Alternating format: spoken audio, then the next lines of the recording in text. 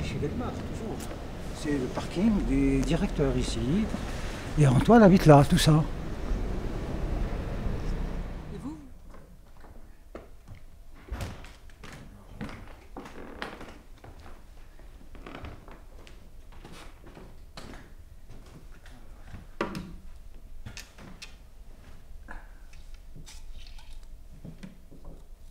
Et les islamistes, c'est bon, c'est clair, je ne suis pas en odeur de sainteté dans leur. En revanche, au niveau de la population, je commence à représenter quelque chose, notamment dans certaines régions. Par exemple, la Kabylie. La Kabylie, qui est toute une région qui est traditionnellement révoltée contre le régime, qui est dans une démarche de revendication culturelle, pas indépendantiste, mais autonomiste. Et donc, qui ont trouvé en moi, surtout que je suis moi-même proche de cette région, j'habite cette région. Et donc, je suis un peu devenu leur ambassadeur, et ils apprécient ce que je fais, ce que je dis. Voilà, mon petit combat pour la démocratie, pour la liberté, pour la laïcité, ils aiment ça. Et ça, voilà, des choses se cristallisent autour de mon nom. C'est que, par exemple, j'ai été approché par beaucoup d'organisations autonomistes et même indépendantistes de cette région pour... je les aide autant que je peux.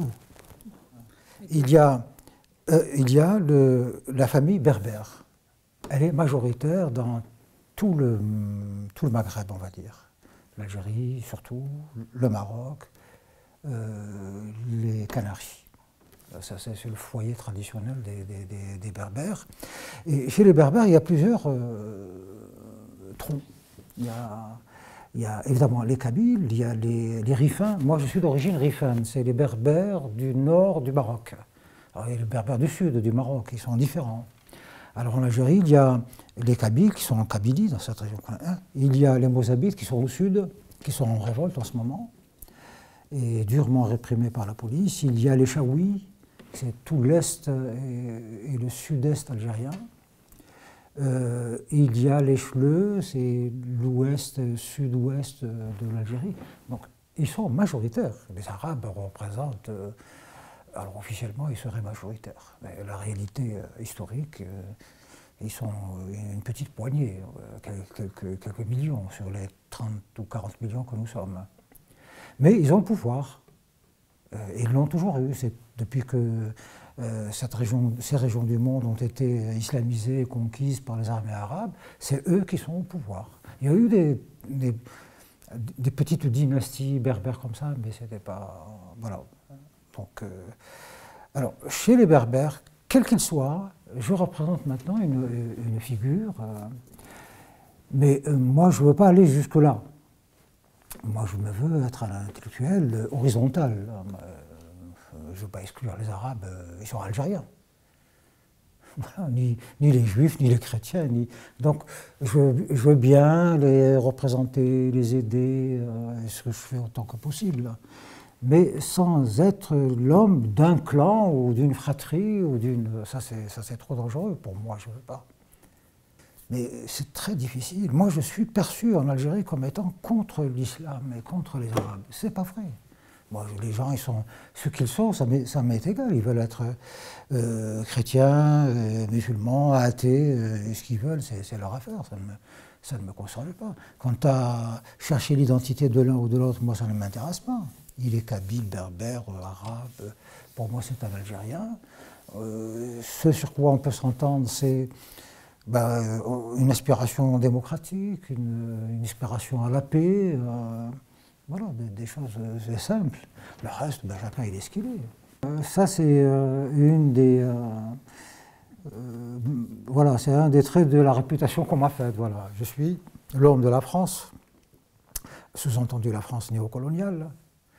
Je suis l'homme des Juifs, parce que j'ai écrit Le village allemand, le palais de la Shoah, ce qui ne se fait pas dans le monde. Je suis allé en Israël, et voilà, et beaucoup de mes copains sont des Juifs. Voilà, les choses se font comme ça. Voilà, et donc, mais c'est juste une façon pour me dézinguer, hein, voilà, parce que dans la population, on s'apprend à ça. Parce qu'on ne dit pas c'est l'ami d'Israël, c'est l'ami des sionistes. Et le sionisme étant une démarche coloniale, brutale, on vient tuer les Palestiniens pour prendre leur territoire. Alors, Israéliens, ben, je suis l'ami des Israéliens, bien sûr. Je suis aussi l'ami des Tunisiens, des Américains, des Inuits, et voilà. Et donc, c'est des termes qui sont très connotés dans ces espaces-là. Et voilà, et donc, je suis perçu comme ça. J'ai écrit plusieurs essais sur ça, post-restante Alger, où je m'adresse à mes compatriotes pour leur dire, enfin, écoutez, sortez de ces choses-là. Voilà, on se considère comme Algériens faisant partie de l'humanité, que l'autre c'est nous-mêmes, puisque chacun est l'autre de quelqu'un, voilà. Et puis dans un autre, petit éloge de la mémoire, où je raconte l'histoire de l'Algérie, du Maghreb d'une manière générale, pour leur dire, écoutez, votre haine du juif, elle est irrationnelle, parce que vous-même, vous étiez juif il y a 2000 ans. Il y a 2000 ans, qui étaient les habitants de ces régions-là? Il y avait des tribus berbères et des tribus juives, et elles vivaient en parfaite symbiose. Ils ont même eu, à un moment, face à la conquête arabe, ils ont désigné une reine commune, la Caïna, qui était la chef d'une tribu juive. Et c'est elle qui a fédéré toutes les tribus berbères et juives contre la conquête arabe et qui les a vaincus. Hein. Donc qui a assuré qui a assuré une décennie de tranquillité à ces populations. Et donc vous voyez qu'il n'y a pas de raison. Vous pouvez évidemment ne pas aimer le gouvernement israélien ou qui vous voulez, le critiquer sur telle ou telle chose, mais il ne faut pas aller à ces choses-là. De même que les Français, bien sûr, qu'il y a eu la colonisation et on peut toujours et continuer à faire le reproche à la France de nous avoir colonisés, mais il ne faut pas que ça s'étende aux Français. Les Français ne sont pas venus de coloniser, c'était le gouvernement, et derrière ce gouvernement, il y avait peut-être des intérêts, je ne sais pas, étrangers. Voilà, c'est pas... J'ai écrit « Gouverner au nom d'Allah », c'était l'évolution de l'islam et de l'islamisme, c'est l'histoire et le présent. Et j'ai voulu aussi parler de l'avenir, de ce qui moi me paraît être un avenir possible. Comment l'islam et l'islamisme vont évoluer dans les pays musulmans, mais pas seulement, puisque maintenant l'islam et l'islamisme évoluent aussi dans des milieux qui ne sont pas les leurs. Ils évoluent en Occident, aux États-Unis, dans les pays baltiques, nordiques, etc., etc. Donc, ils évoluent de manière très différente. Dans le monde musulman, bon, c'est leur terreau naturel, donc ils récupèrent aussi les traditions, parce que dans toute religion, il y a au moins 50% de traditions. Et en revanche, l'islam et l'islamisme qui se développent en Occident, ils récupèrent d'autres traditions, qui sont judéo-chrétiennes, qui sont laïques, qui sont athées, qui sont matérialistes. Et donc on ne sait pas comment ça va... Et bon, voilà. Mais moi j'imagine que l'islamisme va conquérir le monde. Ça me paraît presque certain. Et donc je dis aux gens, pour ceux qui... voilà, moi je pense ça. Si vous le pensez, vous aussi, et si vous aimez ça, allons-y, il n'y a pas de souci. Mais si vous n'aimez pas, il est temps de commencer à prendre des précautions. Peut-être même est-il trop tard. Bon, c'est tout ce que je dis dans ce livre. L'islam, par essence, est évangéliste, il avance, c'est la prédication, et l'esprit de la conquête, c'est la nature même. Et l'islamisme l'est de manière plus déterminée encore, puisque si l'islam ne recourt plus à la conquête par les armes, comme il l'a fait quand il est apparu il y a au 8e siècle, il le fait par la prédication, la conversion, de manière civile. Mais l'islamisme, lui, entend le faire de manière radicale. C'est-à-dire, c'est pas seulement vous convertir. C'est-à-dire que si vous ne vous convertissez pas, je vous tue. Voilà. Et c'est une vision planétaire. Alors que les musulmans sont toujours sur ce schéma de ce principe du prophète qui dit, en s'adressant à des gens qui refusaient l'islamisation, et il a tiré un trait au sol et dit « Ceci est votre religion et celle-là est la mienne. » Voilà, donc tu fais ce que tu veux, je fais ce que je veux. Mais les islamistes ne sont pas dans ce schéma. Et ils montrent, sur ces 30, 40 dernières années, ils ont montré une efficacité redoutable. Il y a 30 ans, le mot islamisme était inconnu. Aujourd'hui, on en parle là-bas, au pôle Nord, sur la banquise. C'est connu du monde entier. Et ils sont partout. Et ils ont développé des stratégies, des structures. Alors, il ne faut surtout pas penser à Daesh, Boko Haram, ça c'est rien du tout. Ça c'est des feux de paille qui sont appelés à disparaître dans une année, 2 années, 10 années. Ça c'est vraiment c'est comme on dirait entre la pègre des bas-fonds et la pègre en col blanc. La petite pègre, elle disparaît, une opération de police, elle disparaît. Alors que celle en col blanc, c'est elle qui dirige la police. Bon, voilà. Et donc, ils sont appelés à disparaître. Les islamistes sont beaucoup plus construits. C'est l'exemple, les Iraniens, les Turcs, qui construisent. Ils ont gagné les élections, mais ils construisent. Ils ont affiné leur idéologie, ils savent ce qu'ils font. Le fait de vouloir entrer dans l'Europe, ça a une signification. C'est pas seulement pour être dans l'Europe. C'est une signification. C'est pour avoir un pied à l'intérieur. L'Iran, son intention de développer sa connaissance scientifique et tout ça, ça répond aussi ça rentre dans cette stratégie. Donc il y a, et dans les états-majors d'une manière générale, de groupes plus occultes et tout ça, c'est des choses très construites. C'est pas pour rien que le Qatar investit, veut financer le développement des banlieues, que les Saoudiens achètent tous les hôtels, et enfin bref, qu'il y a une finance islamique internationale qui, créée il y a 30 ans, qui maintenant embrasse des centaines de milliards d'euros par jour. Ils ont des banques partout. C'est pas pour rien que maintenant, il y a 36 000 chaînes de télévision qui enseignent la religion, style les évangélistes, mais aussi dans l'information comme Al Jazeera et tout ça, des journaux écrits, des instituts islamiques partout dans le monde, des superbes mosquées partout, etc. Et pourquoi ils visent aussi les têtes d'affiche comme les footballeurs, les grands machins, etc., les grands acteurs, parce que ça a un effet d'entraînement très important. Le basculement, c'est quand nous avons vu arriver l'islamisme chez nous, en Algérie, dans les années, on va dire, 70, voilà, à peu près.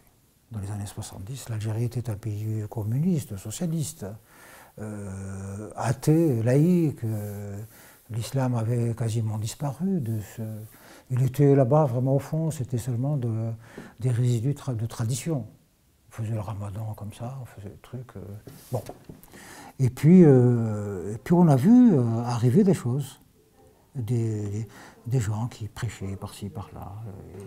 Et à l'époque, ça nous faisait sourire tous. On disait, oh là là, nous, à leur âge, on était hippies. C'est normal, la jeunesse se révolte contre... Et surtout que l'expérience socialiste et communiste n'a résolu aucun problème, comme chez les soviétiques. Hein. Le chômage est toujours là, la misère, pas de logement, ils ne voyaient pas le résultat.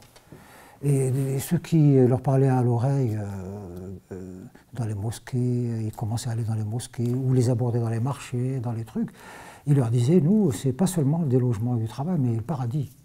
On vous garantit tout ça à la fois. Et c'est hyper rapide. Et c'est vrai que quand ils démontrent... alors les gens se réunissent autour d'eux, comme ça, dans un coin, ils discutent. C'est vrai que la démonstration est imparable, parce que quand on leur dit, écoutez, c'est pas compliqué, déjà en mettant les femmes à la maison, on va créer 3 millions d'emplois.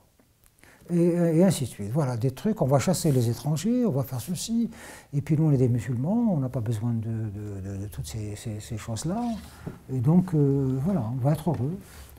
Et ça marchait, ça a pris très vite. Mais moi je suis un universitaire.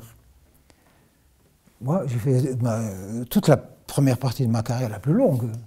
Je suis ingénieur, je suis docteur en économie, j'enseignais à l'école polytechnique, j'enseignais dans un institut de gestion, j'enseignais l'économétrie. Donc c'est ça.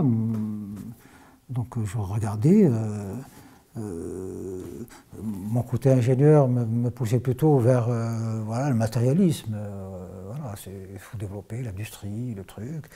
Et mon côté économiste m'a amené aussi à des questionnements, et on se questionnait beaucoup à cette époque-là, il y a 30 ans, et dans le monde entier. Est-ce que les pays traditionnels, comme l'Algérie, comme je ne sais pas moi, les pays, le Portugal, l'Inde, la Chine, est-ce qu'ils peuvent rentrer dans la division internationale du travail, dans l'économie mondiale, qui, elle, d'origine occidentale, voilà, donc mettre les femmes au travail, réorganiser la société différemment, qui est une société rurale et agricole, comment l'amener à, etc., etc. Donc, et du coup, ça posait le problème, les structures économiques impliquaient une révolution des structures sociales. C'est-à-dire que la femme doit sortir, doit faire des études, et ainsi de suite, etc., etc., etc. Et les structures sociales ne peuvent changer que si les structures mentales changent. Donc on est dans un processus extraordinairement complexe. L'économie, ce n'est pas seulement le dollar et l'euro, c'est des structures... par exemple, je ne sais pas, cette simple question du profit, de l'intérêt. Sans l'intérêt, l'économie occidentale ne fonctionne pas. Elle est au cœur de... Mais dans une société musulmane, l'intérêt est un crime parmi les plus grands. Donc voilà, comment amener les gens à accepter l'intérêt, à accepter des rémunérations super élevées, c'est pas possible. L'islam interdit de gagner plus que ce qu'on a prêté. Si je vous prête 100, vous me rendez 100. Vous ne me rendez pas 101. Et voilà. Et donc, en tant qu'économiste, coincé, qu'est-ce qu'on enseigne aux étudiants? L'économie socialiste, puisque nous étions socialistes. Capitalisme d'État. Ou est-ce qu'on enseigne l'économie de marché, qui ne correspond pas à... voilà. Et donc ça... Et puis on voit arriver les islamistes qui tiennent des discours, et puis ils se développent très vite, et ils nous ont damé le pion. Parce que nous, on parle dans des salons et on parle dans des salles de conférence, eux parlent aux gens dans la rue. Voilà. Et donc, c'était l'échec. Et à cette époque, on commençait à attirer l'attention du gouvernement sur plein de choses. Attention, attention, attention, attention. Vous ne savez pas faire des lois, vous les faites comme un dictateur fait des lois, c'est-à-dire sans réfléchir. Il faut... attention, attention, attention.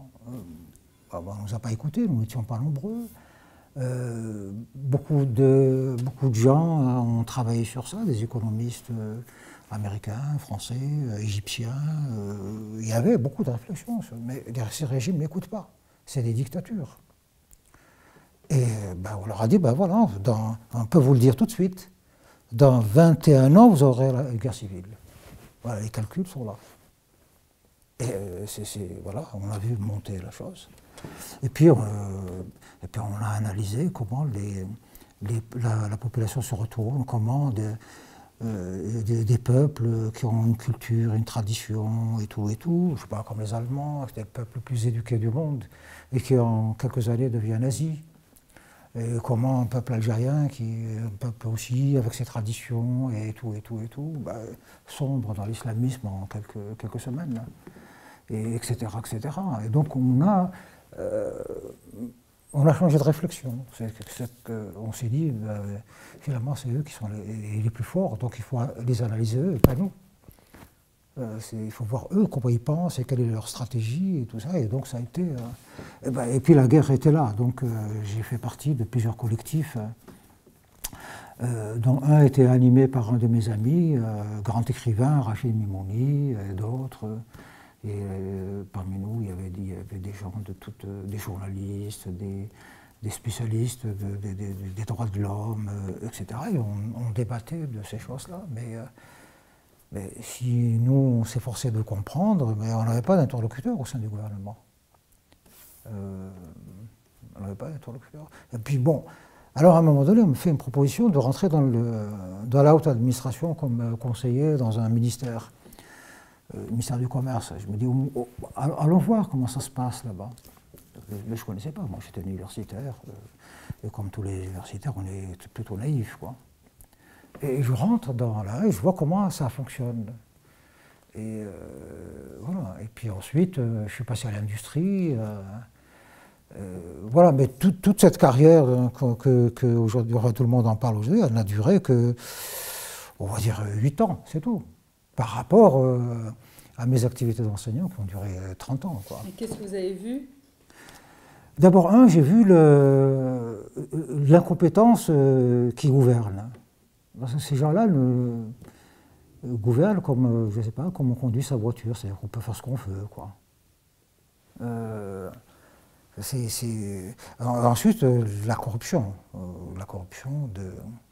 On la voit, parce qu'on voit des choses bizarres. Puis on voit aussi, surtout, comment le mensonge devient un instrument de gestion. C'est-à-dire que tout est faux, tout est trafiqué, toutes les statistiques, tout est faux. C'est comme là, bon, à une échelle très gentille, très ridicule, comme François Hollande, Michel Sapin. Oui, la croissance, elle est là, avec 0,001%. On dit, ouais, la croissance, elle est là, ça y est, voilà. Mais là, on n'est pas dans ces petits trucs, enfin, ces petits mensonges gentillés. On est vraiment, c'est dans le gros, gros, hein. On est en situation de faillite, mais on dit non, tout va bien. Tout va bien. Voilà.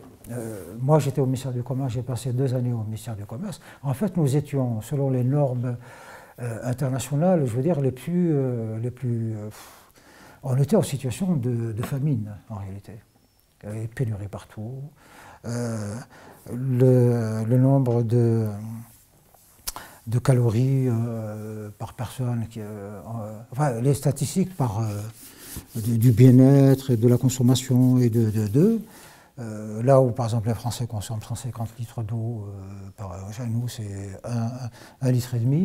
Là où un Français consomme à 2300 calories par jour, nous, c'est 250 calories. Mortalité, là, c'est 0, là, c'est 300, et ainsi de suite. Donc, on inverse tout. Alors, voilà, on dit... on a presque dépassé la France, voilà, alors que les gens voient bien qu'ils prennent, ils prennent pas de douche, ils vont au bain mort, parce qu'ils n'ont pas d'eau à la maison, ils vont au bain mort une fois par mois, voire une fois par 2 mois. Il n'y a pas de médicaments, il n'y a pas de trucs, c'était les pénuries. Donc on était dans une situation de faillite totale. Et nous passions nos journées à trafiquer les chiffres. Voilà, pour dire... par exemple, à un moment donné, nous étions en réalité en cessation de paiement, on n'avait pas d'argent du tout. Le produit de première nécessité le plus important en Algérie, c'est la semoule. On avait une journée de stock. Une journée de stock, pas pour toute la population, une journée de stock. Et qu'est-ce qu'on faisait? On déplaçait les stocks d'une région à l'autre. C'est-à-dire que les gens ne trouvaient pas de semoule dans les magasins, dans les magasins comme dans les pays de l'Est, les étagères vides. Mais l'information qui est diffusée par les préfets, les sous-préfets, les maires, tout ça, rassurez-vous, rassurez-vous, la semoule arrive. Elle va arriver dans 2 jours. Alors les gens voient bien sur les routes les camions transportant de la semoule, mais c'est le même paquet. Voilà, on a une dizaine de camions chargés évidemment de semoule qui vont d'une région à l'autre, mais ils déposent 3-4 kilos, de quoi remplir un réolage et ils partent. Alors les gens ont l'impression que oui, ça y est, mais on leur dit mais les difficultés, le reste suit. Donc sur tous les produits, on vit comme ça. Vous deviez être très malheureux pendant ces 8 Ben, ans. on est malheureux, mais en même temps, il n'y a pas le choix. Il n'y a pas le choix. Nous étions en cessation de paiement. L'Algérie, pour avoir interrompu... D'aller au travail tous les jours Oui. Pour avoir ce interrompu mensonge-là. le processus électoral, les pays occidentaux avaient puni l'Algérie en fermant l'accès au crédit. Donc on n'avait plus de... D'abord, l'Algérie était très endettée. Elle ne pouvait pas rembourser le service de la dette, même le service de la dette. Et on ne pouvait plus emprunter pour, au moins pour ces choses-là, le lait pour les enfants, la semoule, quelques médicaments de première nécessité. C'était un ordre donné par tous les pays occidentaux. Algérie, comme maintenant au Burkina Faso, tout le monde condamne les putschistes. Voilà. Donc, il n'y avait rien. Voilà. Donc avec ça, il fallait gérer, faire preuve d'intelligence ou de machiavélisme pour faire patienter les gens. Mais en rentrant dans la haute administration, effectivement, c'était terrible. C'est terrible, et la guerre. Et en même temps, j'étais avec des amis, puis on a développé des connexions aussi avec, à l'international, avec ce qui se passait ailleurs. Des gens qui se révoltaient ailleurs et tout. Et donc, on a compris qu'il faut s'engager. On ne peut pas rester comme ça sans rien faire. C'est trop dur de voir des choses et de ne pas pouvoir agir, ou de dire oh, après tout, ça ne me concerne pas. Si je suis prisonnier, c'est prisonnier de mes idées, quoi, pas de quelque chose d'autre. Ouais, je me considère comme libre, assez libre pour écrire. Et faire à peu près ce que je veux. Mais enfin, je suis quand même respectueux de l'ordre établi, quoi. Je ne cherche pas aussi à tout casser, quoi. Merci. Cela c'est fermé. Donc on va passer par la maison de...